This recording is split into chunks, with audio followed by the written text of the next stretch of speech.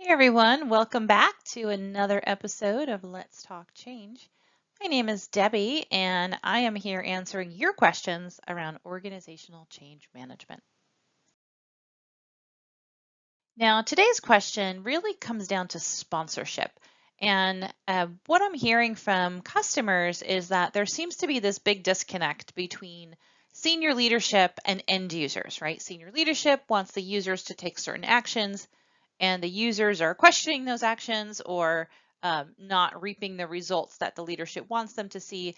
And they really feel like there's this gap between what leadership wants, what end users want, and how to bring those two together so that they can effectively drive change. So let's take a look and talk about how do you close that gap between leadership and end users when it comes to driving change. So the first thing to remember is that everyone in your organization has a different job to do. And what that often leads to is that everyone views change and processes and new deployments and organizational changes from different perspectives. And that's okay. But you have to learn how to approach the change from those various perspectives while keeping the other audience in mind. So for example, your leaders need to lead, right? They are looking at the bottom line. They're looking at how do we keep our organization running and how do we make it successful and how do we gain market share? So they're approaching things from a very different perspective. And sometimes that doesn't necessarily trickle down to what information the end users receive. And sometimes the end user perceives that type of information as, oh, I'm just being forced to do something, or I'm being told what to do, or I've even heard the phrase, sometimes I feel like a puppet in my own organization.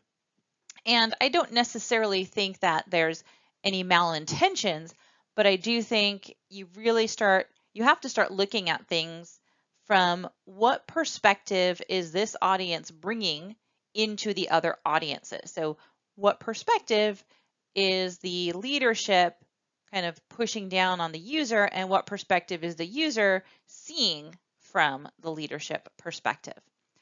The other thing that's really important to keep in mind, I hear companies say, well, we're a flat organization, so everyone has visibility into what everyone else is doing, and there's really no different layers, so it shouldn't make that much of a difference. And no organization, unless you're, a one person or maybe a 5-person organization, no organization is really completely flat.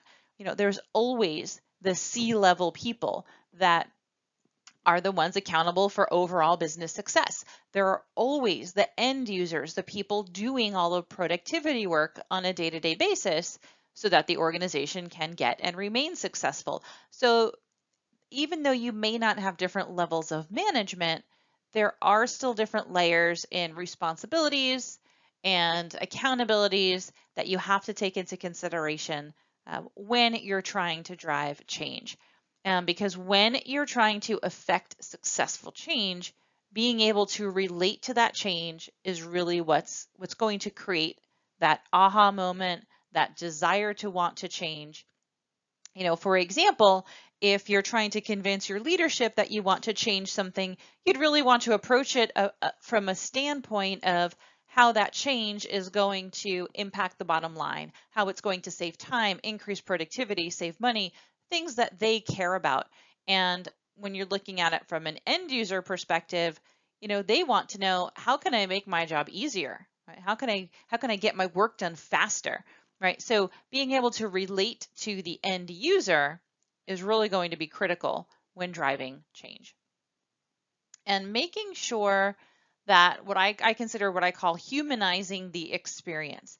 Right? All too often, I have seen organizations create communications and drive change activities where you're almost treating your employees like a robot, or like they're a computer, right? Because I feel like a lot of times big changes are driven out of IT, and IT is really in the mindset of coding and computers, where it's like, oh, well, I code it to do one thing and it does A, I code it to do something different and it does B. People don't work that way. You really have to relate to the human experience, the emotional aspects of a change, and the best way to do that is kind of walking a mile in the user's shoes. How do they feel? Create a day in the life aspect. And how does the user perceive that change? How is the user going to assimilate that information into the day in the life of how they work? So when you're trying to drive change and you're driving it from top down, really think about what's in it for the end user. Why would they care? How can I, make it more relatable so that the user feels like I know them and I know who they are, and how can I get them to adapt more quickly? And this one is really important because I have heard way too often from especially larger organizations where users say they feel like they're sort of a cog in the machine, right? They're really not valued. And sometimes organizations, even put out the kind of the effect that everyone's replaceable. Like if you're not doing your job, we can find 10 other people to replace you. I started my career years and years ago in television, and that was a very big mentality back then that said, look, if you don't want to put in the hours and you don't want to do the work, there's 10 other people that are chomping for your job right now. So they almost made you feel like you had no choice and that you were devalued.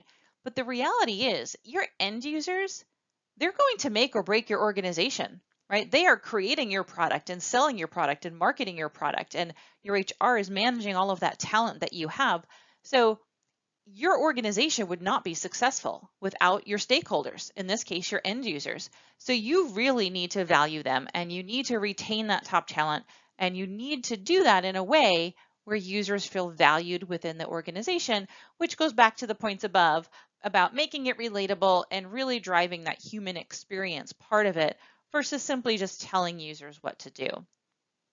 And a great point, I know it's not always possible, but wherever feasible, especially from management and executive leadership, lead by example. The worst thing you can do is say everyone has to follow this specific process, and then end users are seeing, well, our leadership's not doing it, right? They have a workaround, they have an exception. So if they don't have to do it, why should I have to do it, right? So always try to lead by example. That's a great way to drive change and start closing that gap. But I do want to share with you another tip of how to start closing that gap between the kind of the top down, as I call it, kind of the top down push from executives, and then that bottom up strategy from end users when it comes to closing that gap and driving change. So as I was mentioning, there are really different layers within your organization, and I just referenced the top down, right? Think of the top down role as your C-level, your CEO, CIO, CTO, any senior leaders, presidents, founders. Really, those are your key decision makers in your organization, and their role is to really drive organizational success, right? So they're gaining market share, increased revenue, knowing the competitor landscape, right? Their job is to focus on the big picture, not necessarily know every single thing that's going on a day-to-day basis. And that's their job because, right, they have to build the brand and keep the organization going out to the market. But then you have bottom up, right? Now, these are your end users. They can be individual contributors, team leads, things like that. These are the boots on the ground, if you will. These are people who are hired to do a specific role, sales, marketing, HR, whatever that is, right? But each one of them really represents a key piece of the puzzle, right, if you will. So think of your organization as all these pieces coming together. And if you have big gaps in that puzzle, you're not going to be successful. So it's really up to all of these different end users to be driving their specific productivity, their specific accountability in resulting in organizational success. But there's a middle layer. So to answer the question that was posed at the start of this video of how do you close that gap between that top down and that bottom up, between the stakeholders and the users, I have what I call the translator. These are your department managers, regional management, right? Because every group, your sales team likely has sales management, sales VPs, There's your head of HR, your IT leads and things like that. These are the roles that report up to your senior leadership, right? So they're usually the ones reporting the data, the metrics, how you're doing against your quotas and things like that. But they are also accountable for managing down, right? Of managing their teams of sales reps and manufacturing warehouse workers and first line workers and HR, whatever that looks like, all of the employees, right? So they have to know how to translate the message, right? So they're taking everything, the concerns, the wins and successes, everything that's happening at the individual contributor level, and they need to both translate that up and manage up by reporting out the data. They also need to present any concerns or questions up to the top down or to the top level. But then they're also accountable for translating that top down message of the vision of your organization and any big things that are coming down the pipe with your organization. You know, in 6 months, you're going to be doing a new product launch or whatever that looks like. They're also accountable for then translating that message down to what it means for the end user. So, and I feel like that translator layer or middle management, whatever you want to call it, that's usually left out. A lot of the time I see the top-down message getting pushed to end users. I see end users kind of frazzled and they don't really know what's happening. They feel like they're left out. So leverage that translator layer, your middle management, department managers, because they know the right language they need to report back up, right? How to present things that are going to resonate with your C-level folks in your organization. They also know how to translate that information so that it resonates with your end users. So I really think they're an underrated stakeholder in your organization. And I do encourage organizations, every organization I work with, when we're looking at key sponsors, not just to think about your CEO and CIO and CTO, but really think about who is that middle layer? Who are your department leads, department managers, VPs that know your audience? They know what people are going through on a day-to-day basis. They also know what's important to the overall organization, and then they can be that go-between between those two audiences to really help close that gap. So I'd love to hear what you think. Does your organization leverage that middle tier, that middle layer, the translator layer in your organization when it comes to driving change? If so, let us know what you think. Add to the comments below. Share your thoughts. Maybe there's a different layer that I don't have that you leverage, right? We're always here to learn from one another. So share your insights and experiences below. As always, like, subscribe to this channel. It really gives me a good indication of what you're finding valuable and other topics I might bring to the table. And if you have questions you want me to consider for one of these videos, go ahead and submit that at aka.my/question. And with that, we've come to the end of another episode of Let's Talk Change. I'm logging off for today, and we hope to see you again soon. Thanks. Bye.